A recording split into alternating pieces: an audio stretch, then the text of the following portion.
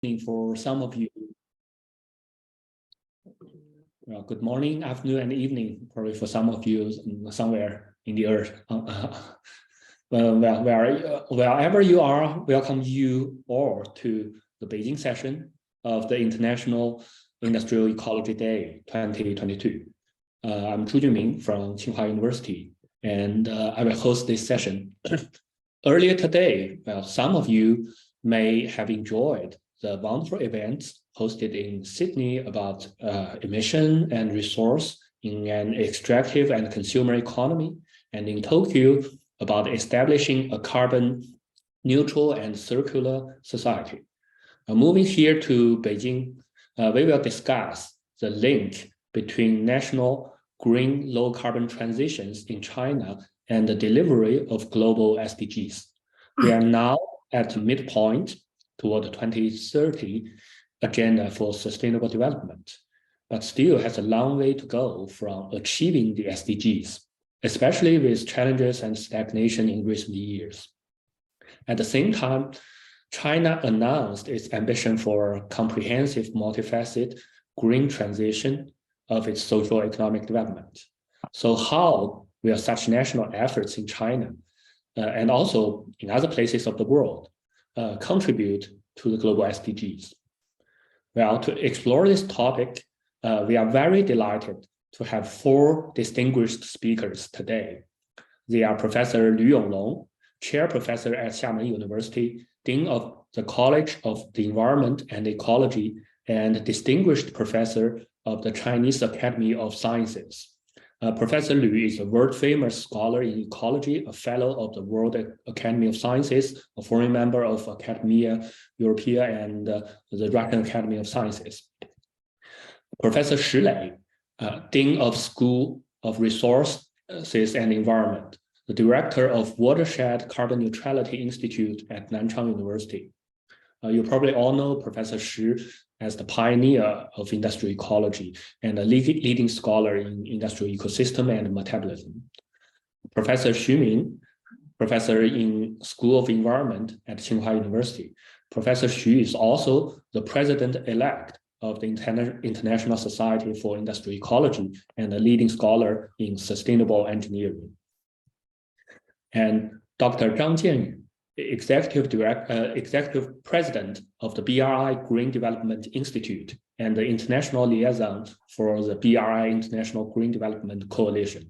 Dr. Zhang is deeply involved in China's carbon trading system and other green policies and initiatives. He's connected to us from Nairobi, Kenya at 5 a.m. local time. Now, please join me and welcome the four speakers. Thank you all.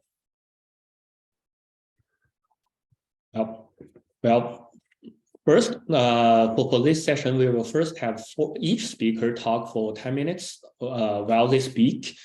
Please leave your questions in the chat box, either some common topics and issues you want to raise to multiple speakers or a question just to one of them. Afterwards, we will collect these feedbacks and questions you raised and have speakers to reflect them collectively. Okay, and following the ISIE suggestion, this session is recorded, and the video record will be uploaded to YouTube later on. All right, so first, let's welcome Professor Liu Yonglong. His topic is Link Climate Change and Biodiversity Conservation with the Delivery of SDGs.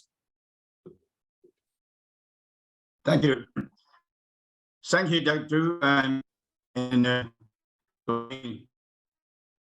And good day, all the participants. It's a great honor for me to share with you some of my thoughts. It was a very short presentation. The topic for my presentation today is Link Climate Change and Biodiversity Conservation. It's the delivery of SDGs. Since the topic is mostly focused on China, I would say because I'm the 10 group member of UN facilitation mechanism for SDGs, appointed by UN Secretary General, and also the major expert panel member for the national implementation of SDGs in China. So up to now, the Chinese scientists have helped the central government launch an outline for implementing SDGs, and we emphasize innovation-driven approach for the delivery of SDGs, and especially we have incorporated the SDGs into the national 5-year plan, so that we have informed a national coordination mechanism for the demonstration zone implementation for the delivery of SDGs. And we also evaluate the SDGs at the provincial level, right? You can see that we provide the report annually, and we also have many researchers and research report on the SDGs and implementation at the different provinces. Most importantly, the Chinese scientists and the core group member to the national level have helped the government to set the criteria, and also we have done many field investigations in the candidate province and cities for the establishment of demonstration zones for SDGs. And why I emphasize here biodiversity conservation and climate change, because all the issues here are mostly climate change related, and also biodiversity conservation are quite important.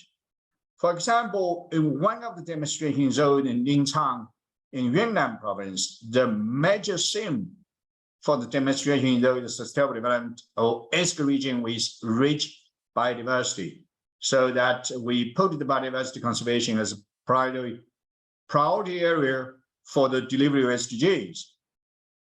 We also have the very strong international program to help the so-called Belt and Road Initiative countries to implement SDGs, especially through science.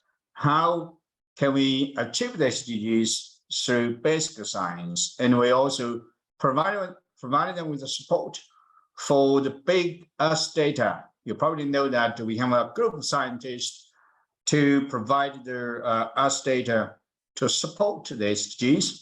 And most importantly, Chinese government committed to address the global climate change, especially to set up the target by 2030 and by 2060 is mostly for the peak and also neutrality of the carbon. It's mostly related to energy-related behavior, especially related to the profound structural transformation about energy, about technology, innovation for the new initiatives, and how can we have the mostly renewable energy, and also knowing and fossil energy. That's the key for the future development. We also help the government to set up the new policies, especially how can we set up the roadmap for achieving the carbon neutrality. And also the green finance is another issue, and how to use the green finance to explore the carbon sink and the carbon sequestration. So it's most important to take the approach both integrating land, ocean, and sink and sequestration. So biodiversity and climate change have the very great impact in all areas. This slide shows you the combination of both the climate change and the pollution have the impact on agriculture biodiversity. Michael have worked on that for some years. You can see that have a great impact on the biodiversity there. We also work along the watershed, along the rivers, along the coastal regions. You have to see that both pollution and climate change in China have great impact on the coast ecosystems, and especially the biodiversity areas. We also look at how the multiple environmental stresses have an impact on the biodiversity loss across the different regions. And we found that both climate change and urbanization are the biggest drivers for the change for the variations in the spatial distribution of the biodiversity, right? Especially with increasing urbanization in all the regions with the biodiversity, and the biodiversity laws they call threatened species or extreme species threatened have a great impact on the biodiversity loss. Along the coast areas, we also found that the pollution and climate change augment ecological risk and mostly affect their coastal systems like coral reef and like blue carbon sequestrations. This is all the result.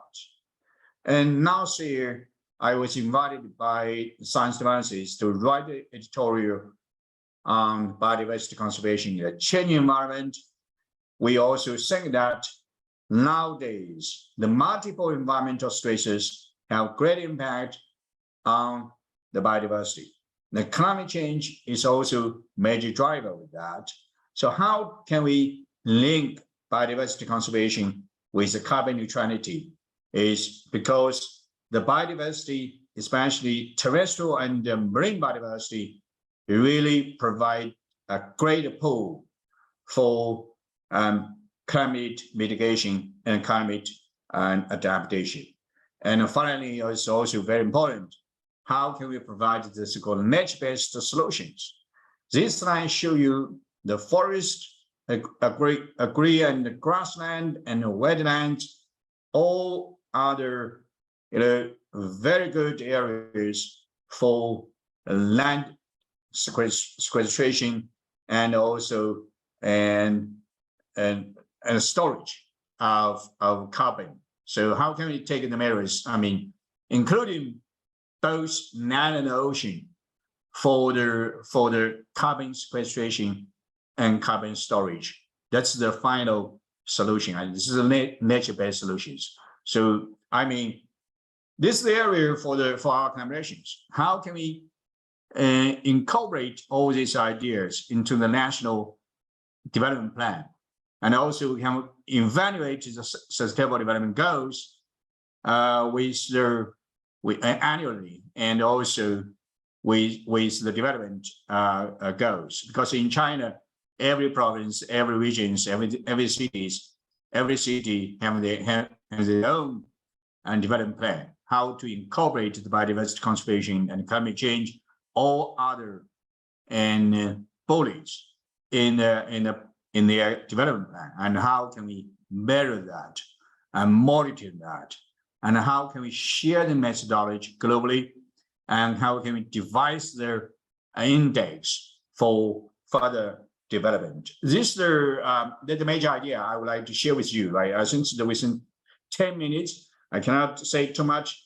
And thank you for your attention. Thank you. Well, thank you so much, Professor Lu, for the very wonderful talk and about showing all the exciting initiatives and efforts that are going on in China about biodiversity and other nature-based solutions to address global challenges. Well, next, let's welcome Professor Shi. His topic is the Great Convergence, China, Europe, US, and the making of carbon neutrality. Thank you, Junming. I'm very glad to attend this special day, International Industrial Ecology Day. Just as Junming said, my presentation title is The Great Convergence, China, Europe, US, and the making of carbon neutrality. Why I chose this presentation title? Just because this famous book, The Great Divergence, China, Europe, and the making of modern world economy. The author, is Kenneth Pomeland from the University of California, Iran, and now at the University of Chicago.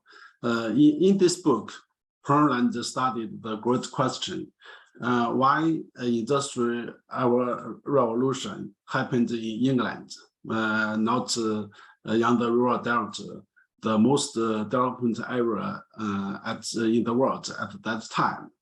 After serious studies, Pomeland got his conclusion.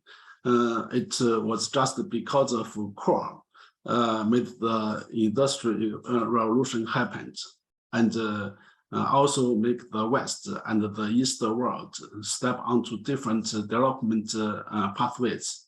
That is to say, England, US, and other Europe countries, begin into industrialized society, but China still at agriculture society. So why this book is called The Great Divorce.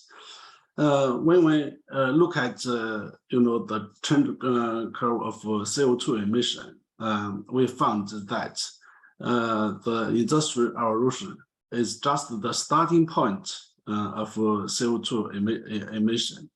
Then after industrial revolution, our world experienced a great acceleration stage, not only CO2 emission, but also almost every economic and social indicators, such as population, GDP, and material footprint. The peak of CO2 emission is accepted to emerge recently, especially China announced its target before 2030. As you know, many countries has announced its carbon neutrality target. For example, US, United States, Europe, and Japan set the neutrality target by 2050, China, 2060. Then we hope our world will reach carbon neutrality states in the middle of this century. The point, reaching the neutrality is very important because it means the end of industrialization in our world. So from this figure, we can okay, just wait. Okay, so this is the great divorce. So this stage is a great acceleration, then the great deceleration, and the point is the carbon neutrality. So when we observed, Europe, US, Japan, and China, next, 30 or 40 years, all these countries were dropped from the peak into the zero. So we can observe the same phenomena. We can name this phenomena that is the great convergence. Why I chose the presentation title, the great convergence, just because the same phenomena. From this figure, we can also observe the time from peak to neutrality. For example, China, from 2030 to 2006. So that is to say, the time is 30 years. For Europe, for Europe, it's the longest, 60 years. US is 44 years, and Japan is about 38 years. That means China will experience the most sharp decrease of CO2 emission, just as cliff drop. as you know, today, the weather, the temperature, cliff drop, it's very, very cold. And this also means China will spend more export to from the carbon emission target. So it's very, very changes for China. It's very interesting if we observe the three big plant countries. As you know, since Industrial Revolution, only 3 countries become world plants. The first is United Kingdom, the second is the United States, and the third is China. Yeah, we can find that it's about 1890. The United States, supply United Kingdom. As you know, this point is the end of industrialization for the United States. And China surpassed United States just as about 2006. Only four years later, that is 2010, China became the world plant. That is to say, China has the top, the biggest industrial output. So it's very interesting.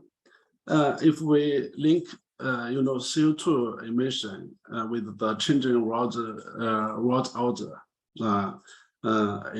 we find very interesting. This is Ray Dalio, the former CEO, Bruce Water Associate. He once make a presentation at economic forest held by Tsinghua University this May.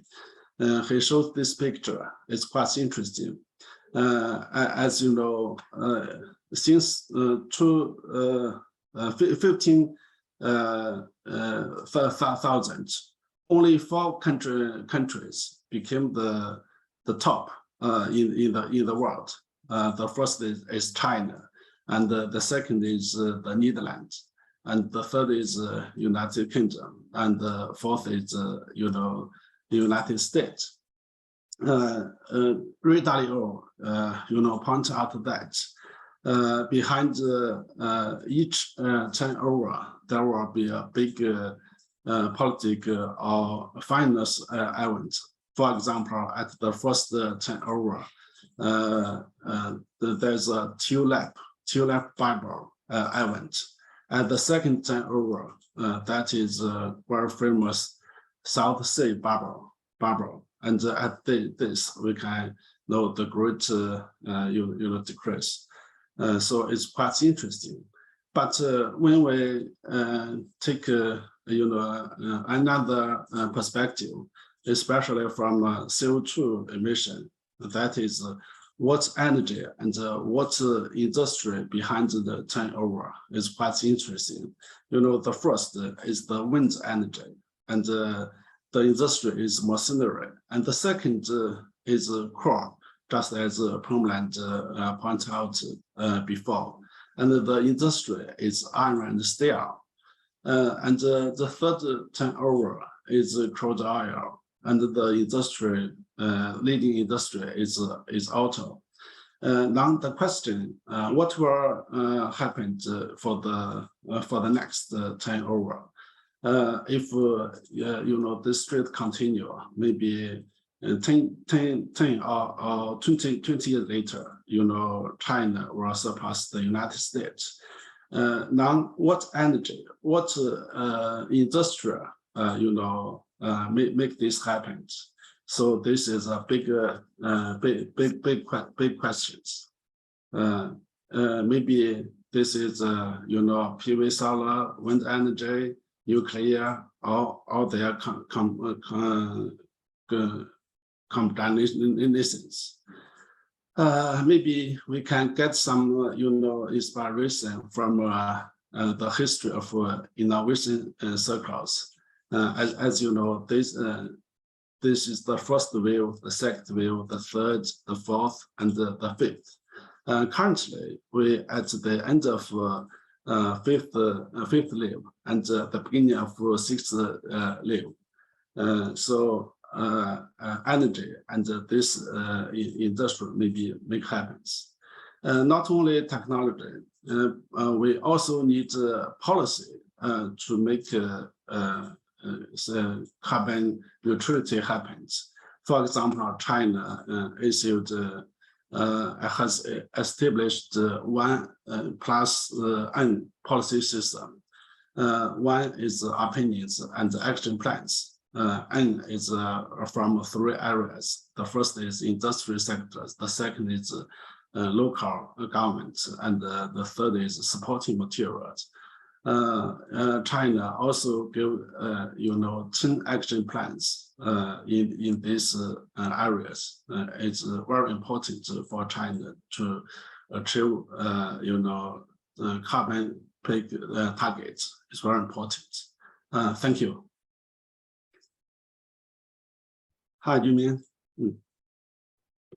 Well, thank you, Professor Shi, for the very wonderful presentation. Well, it's from the great divergence of China, Europe, and the US to the great convergence, which needs a lot to happen.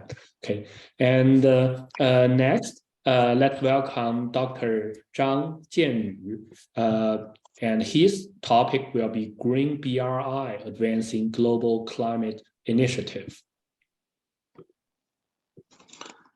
Hi, Junming, can you hear me clearly? Yes. Okay. Well, thank you very much for the invitation. It's really my honor to actually to report to you from Nairobi in Kenya. I came to the continent in early November to participate in the COP27, and then as part of the Green BRI initiative that will continue our journey from Egypt to Ethiopia and also to Kenya, and I'm returning to China tomorrow. So I think I will share some of my thoughts from two perspectives. The first one is my first person observation of what's happening in COP27 here in Egypt, and then I'll talk about the Chinese government's Green BRI initiative and how do I see that to collaborate and to contribute to the global effort in tackling climate change. Well, I think we all know that green and low carbon development has become a global consensus, and also particularly need from the global South. Most recently in the celebration of the Stockholm 50 years after the creation of the United Environmental Protection, the UNEP. UNEP has identified that the world is facing the stress of triple challenges, both climate change, biodiversity loss, and also pollution. And very coincidentally, we just have the COP27 in Sharm el-Sheikh, and COP15 on the biodiversity is just about to kick off, I think, in a couple of days. I think that's a really a real-world reflection of the attention that has been placed on all this triple crisis, as UNEP has put it. And also, I think the whole world has also come to the conclusion and consensus that if the time is really running out with regard to the control of the so-called 1.5 degree, and we really need to accelerate the mitigation actions at all scales. I'll talk a little bit about this, and I'm sure the people who follow COP27 all felt quite disappointing with regard to that no further mitigation efforts were included in the final outcome of the COP27. And in the most recent report by the World Economic Forum, the Global Risk Report 2022, and 5 of the top 10 global risks are all environment related. So, so that's really the situation that we're facing. So what's then what, you know, how are the whole global community are teaming up together to deal with the issue, and that came via the COP27 that was just concluded last week. You know, for those who follow COP27 pretty closely, we know that the focus of the COP27 is really about implementation, and the flagship of that is really on the support to the developing countries.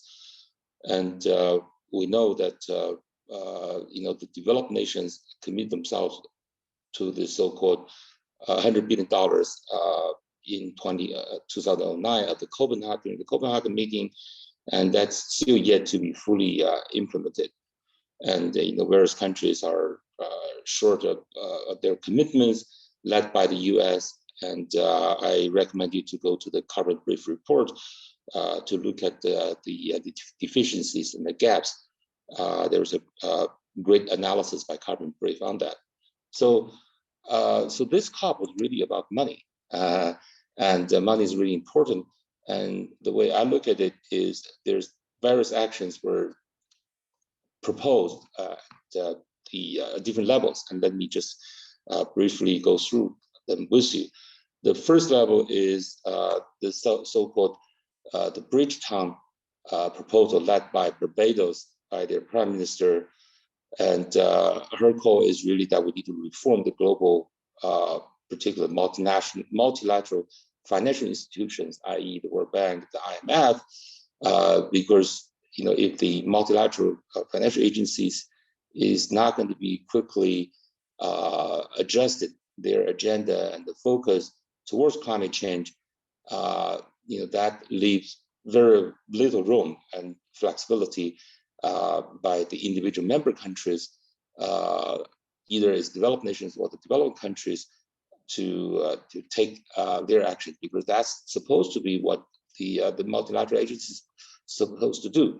And I think her call of this Bridgetown proposal pledge actually received a very positive response, both from the IMF and also from the World Bank. We'll see, you know, how far we can go with that.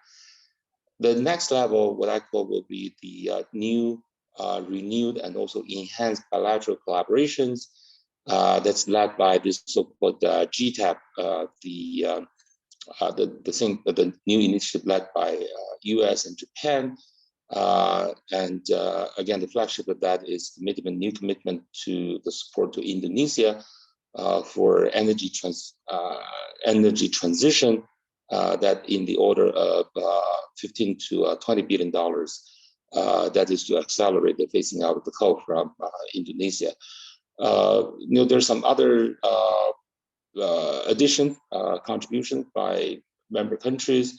The Netherlands is one of them, and some of the others.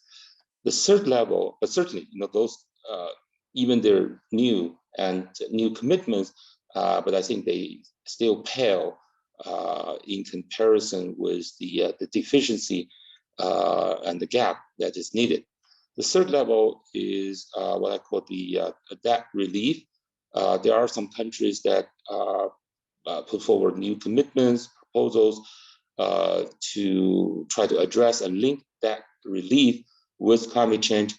That was led by the United Kingdom, and it proposed to, you know, for some of the countries that they can extend their debt if they fall into the category of, you know, most severely affected countries by climate disaster. So that's linked with the adaptation efforts. The next level is the carbon market. We know that one thing that we can celebrate is the conclusion of negotiation finally on Article 6 of the Paris Agreement. But still, I think we are far from the real implementation, even though the negotiation was concluded. So there was the launch of the ACMI, the African Carbon Market Initiative, that was the aspiration to create, $6 billion income and more than 30 million job opportunities.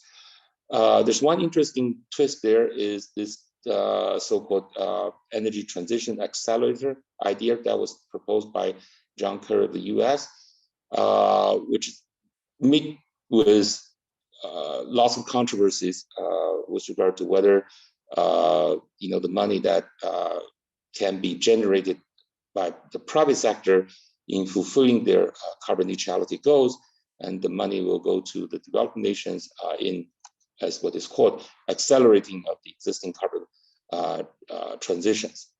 And then that comes to the loss and damage. And I know, for those of you who follow that closely, the creation of the loss damage fund was saluted as one of the biggest success of the COP27, although that, the details yet to be really sort of worked out. And I personally have some doubts with that because, if the developed countries have been falling short of the $100 billion, which they own to the developing countries, it's hard to see how realistic the loss damage fund can be created. So those are really the sort of the on-site report from Sharm el-Sheikh with regard to the finance part of the climate effort. And then let's just move to China to see what China has been doing with regard to the BRI. We all know that China, President Xi personally launched the initiative of the Green BRI back to 2016, and he further emphasized that green needs to be the bottom line during the second Belt and Road meetings in 2019, and that actually I really thank for the initiative because he also personally launched the BRI Green International Development Coalition, in which I'm serving right now. So if you look at China with regard to the BRI, Green BRI work, if you really examine that closely, you will see China is taking a very methodical and also systematic approach to the Green BRI work. That start with the alignment synergy from 2018 to 2019, linkage with the biodiversity and conservation work from 2019 to 2020, and also the enhancement of the environmental management work, for the BRI work. And I think the whole work was really surprised by the announcement by President Xi in his presentation on September 23rd in 2021, in which he commits China to help developing countries to develop green and low carbon energy systems. And also he surprised the whole world further by saying that China will stop building coal-fired power plants overseas. I think that's really creates a great landmark with regard to China's detailed commitment to the Green BRI. And further, I think what you look at China with regard to Green BRI development, it has sort of policy, has strategy, projects, and also capacity building. And if you look at the most recent joint document of the guideline for Green BRI development by the 4 ministries together in China, it also emphasized on green infrastructure, green energy systems, green mobility, and green financing. And a whole school of different policies are being worked out in China's support of the Green BRI initiative. So in conclusion, I think what we are seeing is the work to a certain extent is actually converging on further commitments and help support to the developing countries so as to achieve the 1.5 degree goals. Various countries have made their respective commitments. In addition to what I said earlier, there's global gateway program from Europe, the B3W, Build Back Better work from US, and also the G7, the partnership, and also the GTAP that I mentioned. And China is taking its own approach because China has launched BRI, by its own. And what's sort of the final outcome, I think, is yet to be seen. But I think we should all welcome this convergence of different countries' focus and interest and real commitments to the developing countries. And I think we should just further work together to really get that implemented. Thank you. Yeah, thank you, Dr. Zhang, for the very fresh observation from Egypt and reflection on China's BRIF initiatives. And next, let's welcome Professor Xu, the president-elect of ISIE. His topic will be how can carbon footprint help the low carbon transition and SDGs. All right, thank you, Junming, and we're glad to be here. I see a lot of familiar names from the Zoom meeting. Because of the topic today is SDGs, so I want to first talk about two recent studies from our group. The first is about monitoring SDG progress. We know that collecting data for more than 300 SDG indicators is very expensive. So in this study, we actually developed a method to identify 147 so-called principal indicators, which can represent the whole suite of 359 SDG indicators proposed, curated by the World Bank. Another one is about COVID-19 impact on SDGs. We know that COVID-19 has a lot of impact on SDGs, but most of the studies, or almost all the studies, are qualitative assessments. So in this work, we quantified the impacts, and we found that on average, as COVID-19 slows down the SDG progress by 7.7% on average. So from these studies, we found that there are a lot of interconnections among different SDGs, SDG targets, and SDG indicators. And indeed, there are a lot of studies have been working on this. On the left-hand side, this is a recent study published in Nature Sustainability, shows that a couple of SDGs are more influential compared to the rest in terms of interactions among other SDGs, including SDG 13, climate action. And on the right-hand side, this is a very interesting interactive visualization tool developed by Institute for Global Environmental Strategies in Japan, where we can see the SDGs 13 climate action indicators has a lot of connections, interactions with other indicators. Those interactions can be synergies, can also be trade-offs, right? So in any way, climate action is a very important SDG, which has a lot of impact on other SDGs. So I think most people have seen this picture, which shows 139 countries have pledged to achieve carbon neutrality by some certain time. Although there's only 139, not 100% of the global countries, but they cover the majority of the emissions, GDP, and the population. So it's safe to say that carbon neutrality has become a global consensus. How to achieve carbon neutrality? If we look at these figures from data from 2018, it's a little bit old, but still give us a big picture. On the left-hand side is the emission source. One third is from electricity and heat production. Another, about half, is from other energy using activities, and about 30 from other processes. So to me, I think there are just three strategies. First, to decarbonize our power system.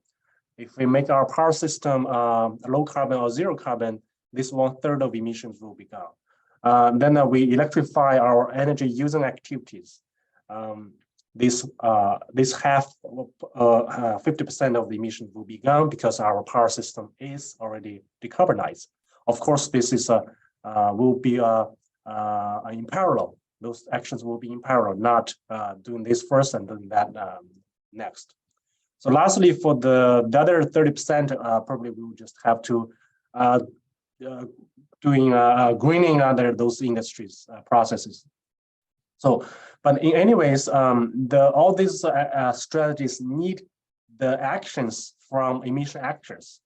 Emission actors are essentially the companies, entities that directly generate emissions from their operations.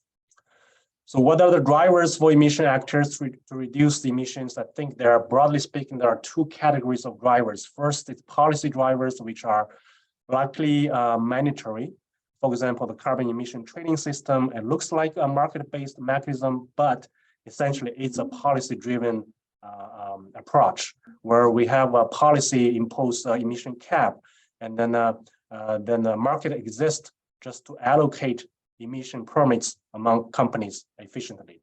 But essentially, the system works because of this emission cap, which is a policy, mandatory policy.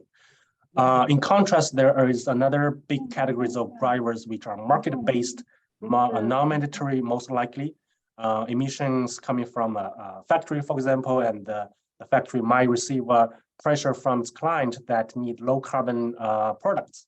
And that kind of pressure eventually will come from the consumers. For whatever reasons, the consumers might demand for low carbon or zero carbon products.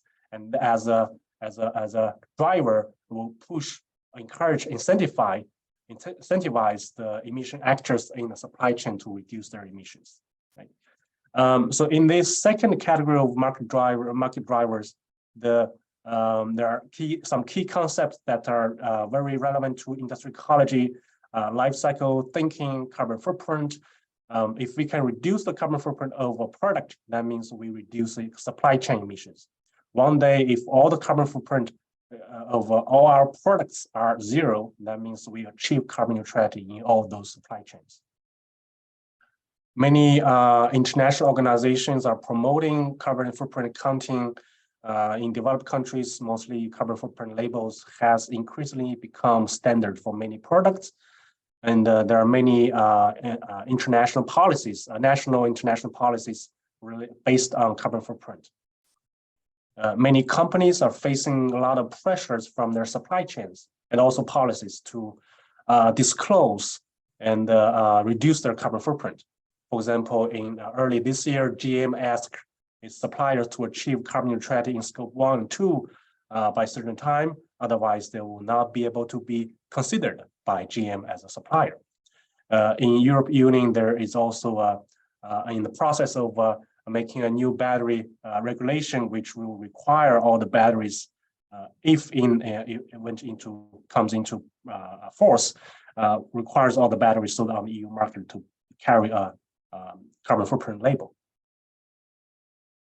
So the role that carbon footprint can play in climate action, I think first there are can help us to evaluate the true environmental climate impacts of consumption so that we can avoid shifting emissions from one process to another process.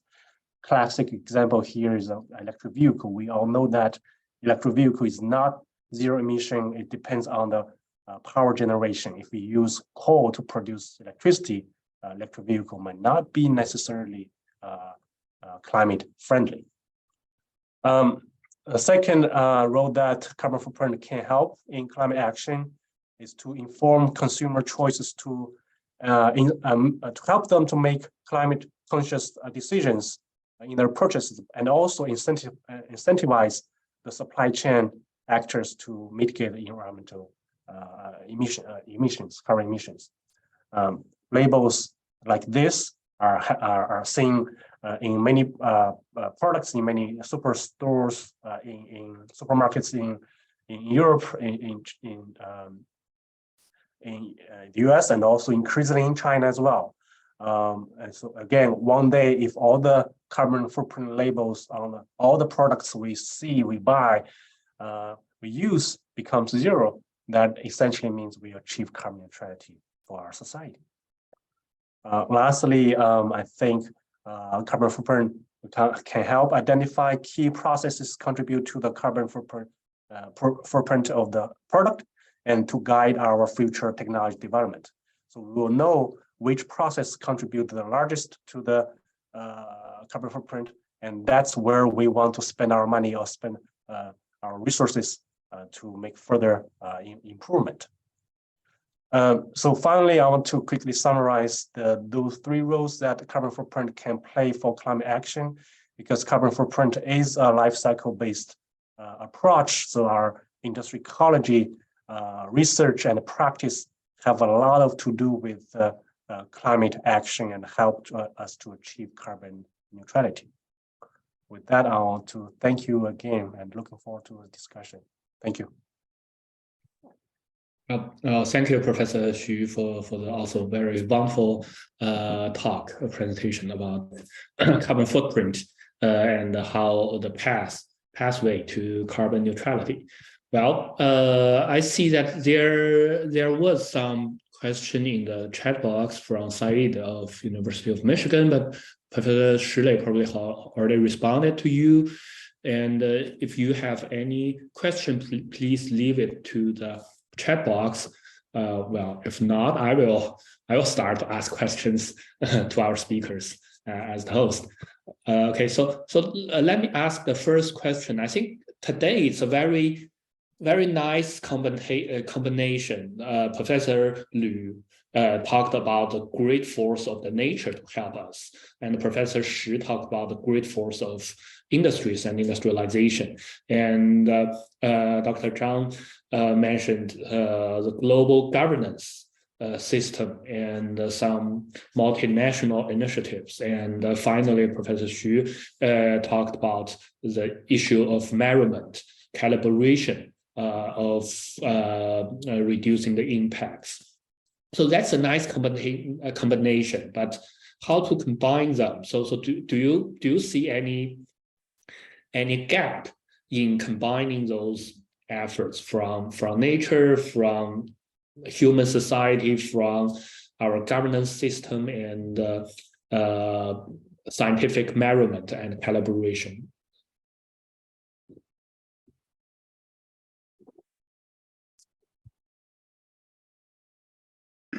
May I? Yes, please. Hello, response. May I respond first? Yeah, right? Please. As you say, really, it's a good combination, right? For the delivery of SDGs, we need all of those, right? Because among the 17 goals and 169 targets, right? We do have nature-based solutions. We do need to consider the consumption issues, and we do need to consider industrial restructure. And we also need to consider how to bring all this together, like green finance. That's the 17 goal, right? How to put all the measures together, right? It's also very important and for the measurement and evaluation and monitoring SDGs. As I wrote and published in Nature in 2015. That's just before the UN notched the SDGs, and we emphasize that science should play a role in the delivery of SDGs. So why that? It's because when I was participating in the review and science review SDGs, you probably know that before UN notched the SDGs, they invite about 30 internationally known scientists to review scientifically on the SDGs, right? So how the global science community can respond to all the issues, right? Now, how can we have the good measurement? I just give you an example, right? And Professor Shi talked about the energy issues, right? Now you probably know that in Go SDG 12, that's about sustainable production and consumption, right? As a one indicator called energy efficiency. So they called by 2030, energy efficiency increase substantially, right? So how much energy efficiency will be increased by 2030? Nobody can really give the answer, right? So how energy intensive industry can make change? How can we change the lifestyle, right? To reduce our own energy consumption every day, right? So it's all related with each other, right? So I think this is a very good combination. We should think about all, and also we take a portfolio of policy to address these issues. Oh, thank you. Thank you. Okay, Junming, maybe well, I said second to reply. Yes, as you know, SDG, especially carbon neutrality, is a very complex task.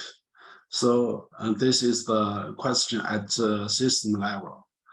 So system question needs system solution. So many things is very important. According to my understanding, three things is very important. The first is technology. The second is finance. The third is policy. More importantly, the three things should be interaction. That is to say, we should establish the reasonable structure to make things happen. So the combinations of technology, finance, and policy is the most important. That's all.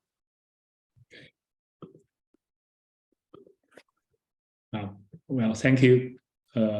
And Professor Shi I and Dr. don't have anything to add. I think Professor Liu and Professor Lei have well said. It's a combination of suite of actions we need to take. But I think it's just it's most difficult thing is just to how to actually make actions at the emission actor level. Okay.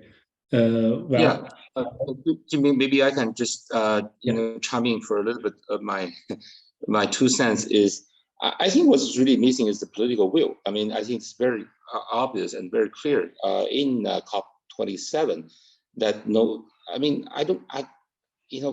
all the crises that we are seeing, the sea level, the forest burning, the hurricanes. As the UNSG, the UN Secretary General, has said very clearly that we only have 7 years to go. SDGs I think is important, but I think we're really facing a global climate crisis right in front of us. And in COP27, it's very clear that we do not have the political will at the last minute of the negotiation that we still not be able to put further mitigation targets into the final outcome.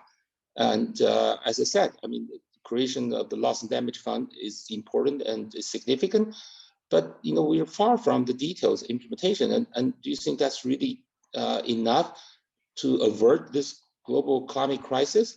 No, I think this very clearly that as the leaders of the global community are failing the whole planet on this impeding crisis that we're facing. So I think money is important, but more importantly is really the political will. I think China has done a great job in leading that political will, but there's many countries, I won't name them, are still just talk the talk and not put their words into actions.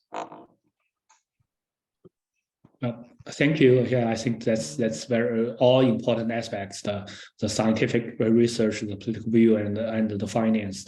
Well, let me follow up. I think it also relates to two questions in the chat box directed to Professor Junming. So the questions, well, one is about well, carbon accounting for personal activities, and the other is about the gap between, well, I think the research and some systematic well, application to the industries of carbon footprint and accounting methods.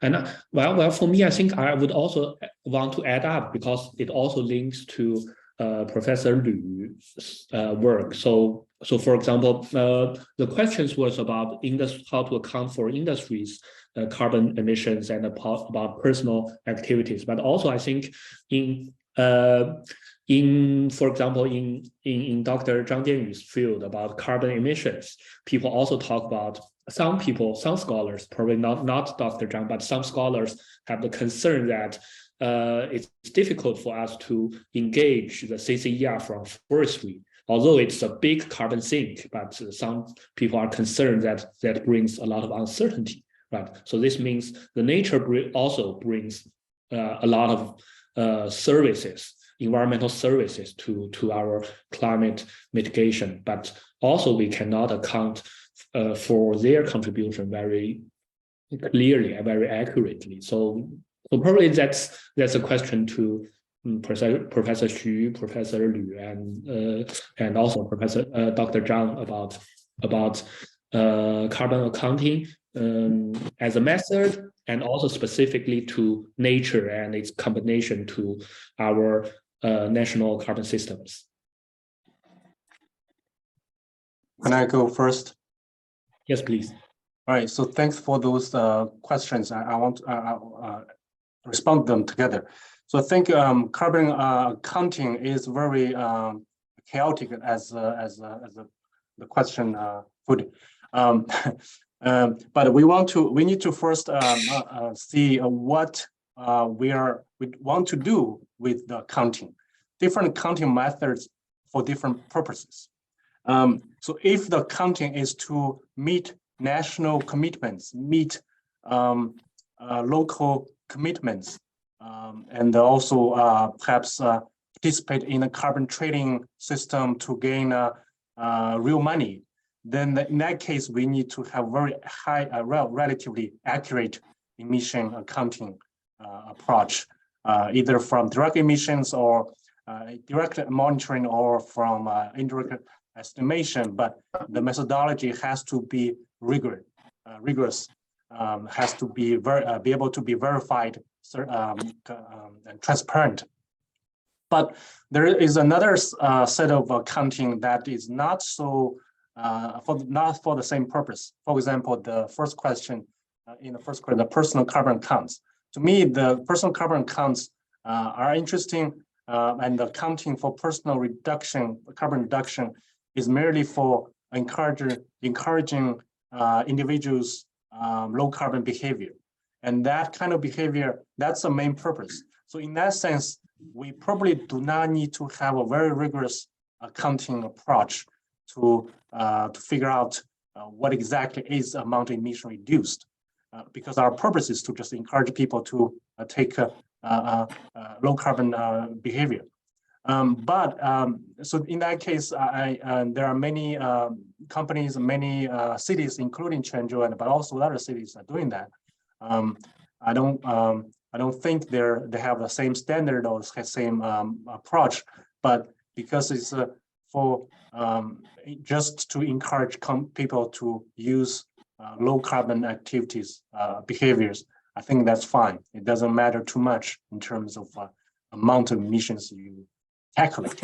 But when they want to use that amount of emissions calculated for personal activities to for any real money involved trading system or something like that, then we will have to go back to see the accounting methodology for real rigorous. Right? So that's what I think. Thanks. Thank you. I may follow, right? I totally agree with Professor Xu, right?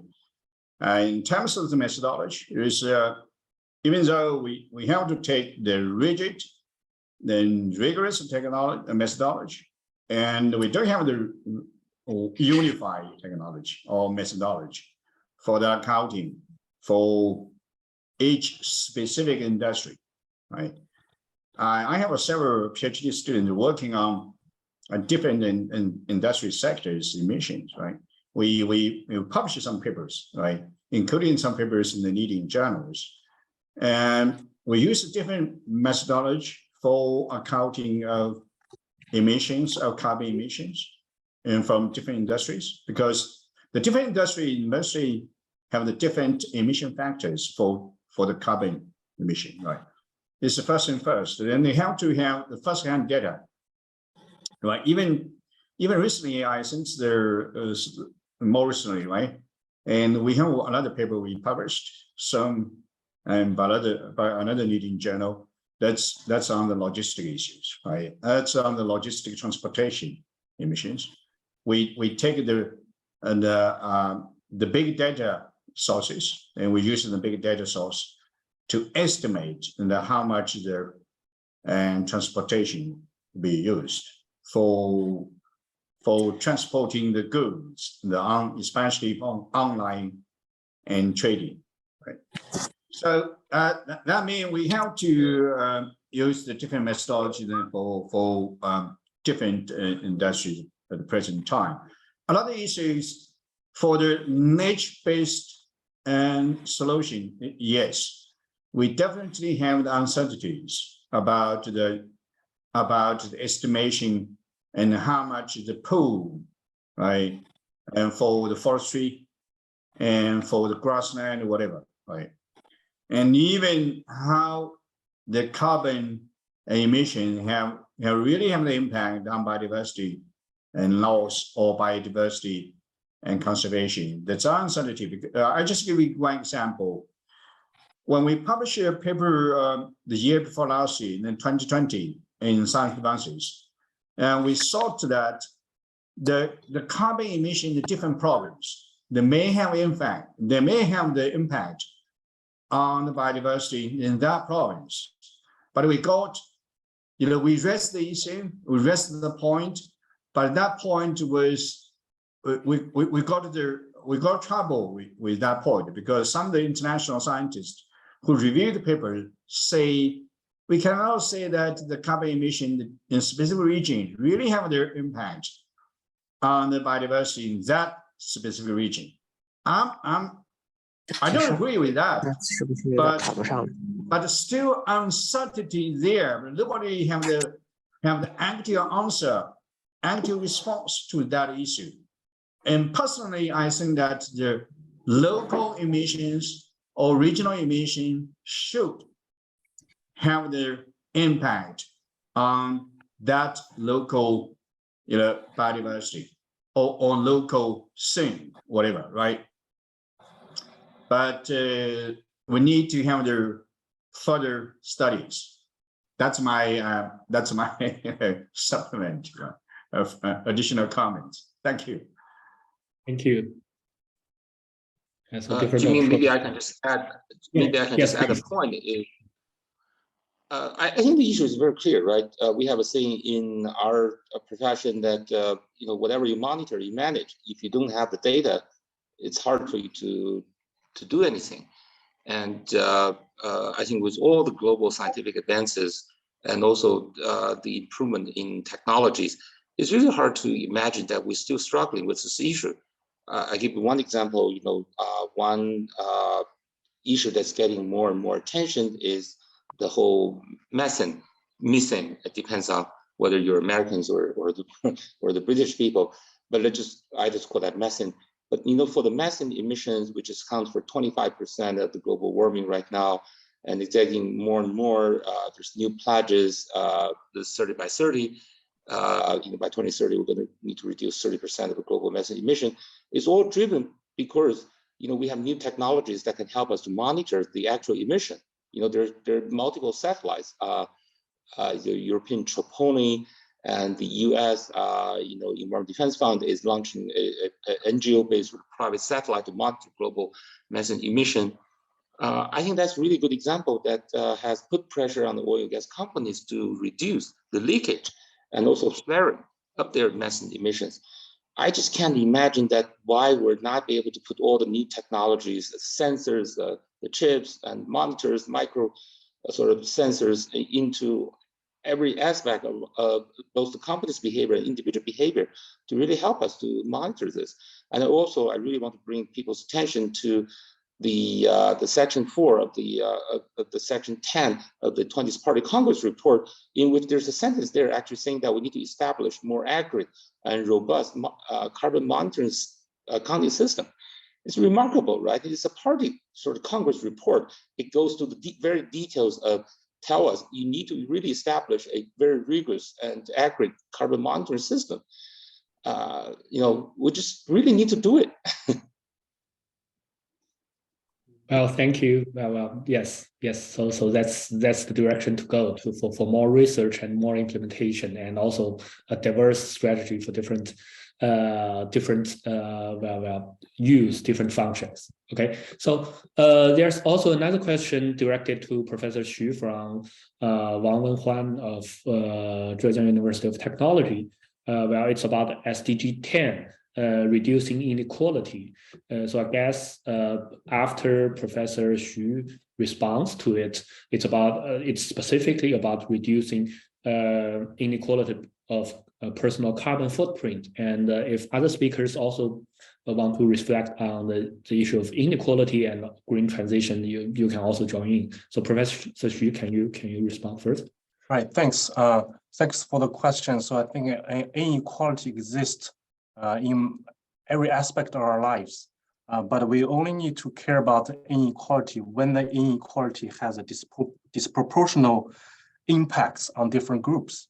So at global scale, I think it's clear that there is an inequality in terms of emissions, carbon emissions, and mitigation responsibility. So that's why we have, as Dr. Zhang mentioned in those negotiations, developed countries need to spend more money to help the developing countries to reduce emissions. That's an approach to address, mechanism to address the inequality, carbon emission issues at a country level. For the income groups, individual household, I think in that case, if there's no disproportional impacts on the different income groups, then I don't think we need to care about that inequality. But if there is some sort of policy actions from countries taking to reduce emissions, and that policies impose some impacts at an individual household level, then if the higher income groups share the same responsibility as the low income groups, then that's obviously an inequality issue that we need to address. So in that case, I think similar mechanism like at country level, taxing, higher income people and things like that might be solutions, right? But we need to first ask whether that inequality really causes any disproportional impacts. Well, thank you. And would you like to have any general reflection on inequality, or if not, we can move on. Okay. So well, I think it's about time. We have 5 minutes left. So before we close this session, I would really appreciate the 4 speakers to reflect on the topic today. So we had a very wonderful events, all the excellent talks, and great combination between the nature, industry, governance, and measurement. So would each of you please have a 1 or 2 sentence remark, final concluding remark, as a suggestion to China's green low carbon transition and achievement of achieving the global SDGs?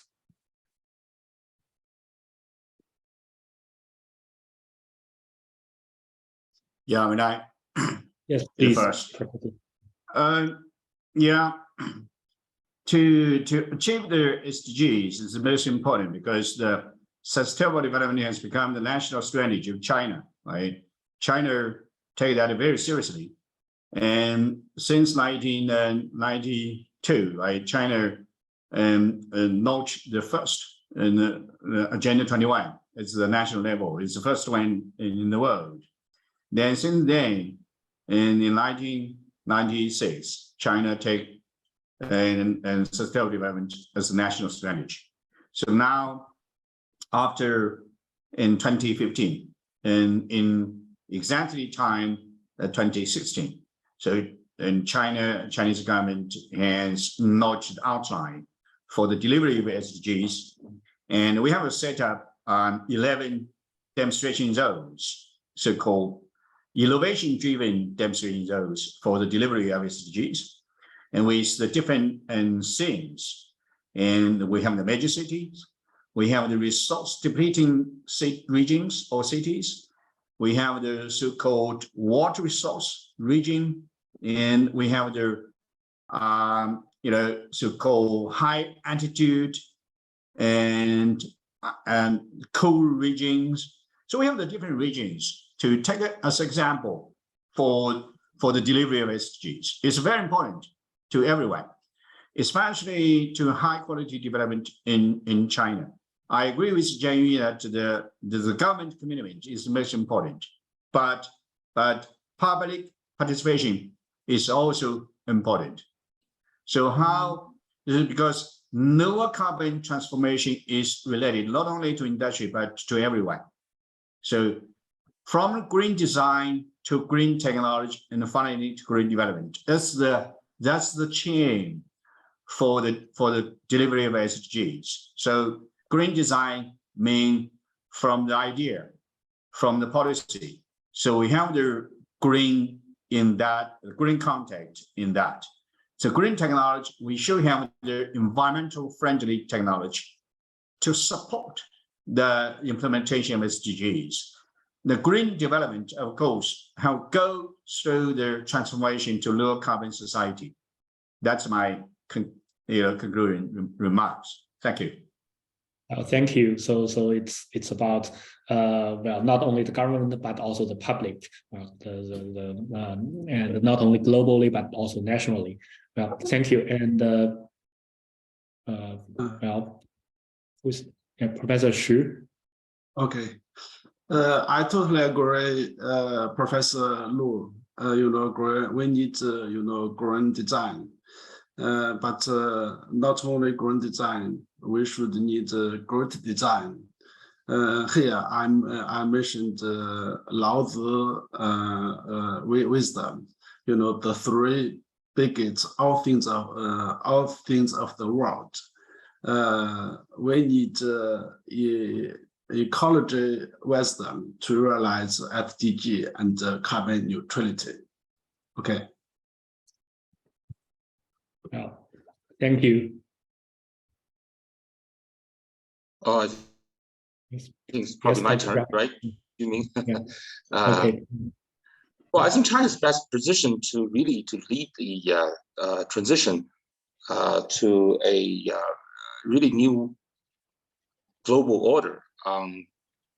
Integrating high quality development, individual prosperity, and also the climate goes together. And if you look at all what has been happening in China, right? The lower feed-in tariffs for renewables, providing 80% of global solar panels, 50% of the EVs, so on and so forth. I think that whole dynamic is changing because China is taking advantage of this global new transition, to advance its own SDG goals or development agenda, and to have all these things achieved and aligned together. And the driving force, I think, behind that is really technology, right? Only the new technology can enable us to, while we're enjoying, more comfortable life, driving EVs, and still making contribution to global warming. I really think that's the only way, the only solution that's going forward. and China is not only sort of trying to achieve that itself, but also try to spreading out to the other countries in, for example, this whole sort of green BRI initiatives. I just visited 2 countries, Ethiopia and Kenya, and people here really benefit, from the lower cost of solar panels and winds, to help achieve their respective goals. So technology, and implementation. Thank you. Thank you. Oh, I don't need to repeat. Professor Xu. Yes, I think just in one sentence, I think both policy-driven and market-driven solutions are needed to address climate crisis. And in China, I think in terms of top-down policy actions are pretty strong compared to other countries. But what lacks is a bottom-up, market-driven approach. Thank you. Well, thank you all. So finally, let me ask for a favor. Would you all please open the camera and we can have a screenshot together for this event? And thank you all for the speakers and also for all of you that stayed at the final minute with us. Thank you.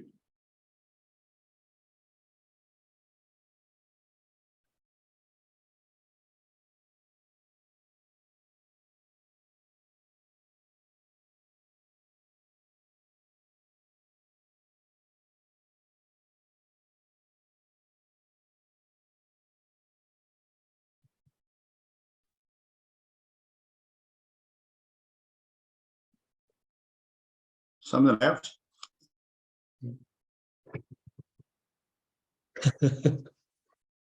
well, we can do Okay. a screenshot. Also, can you get the screenshot?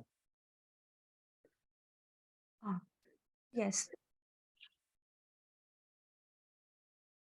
Okay, the first one. We have people from Africa, we have people from the United States, and of course, many in China.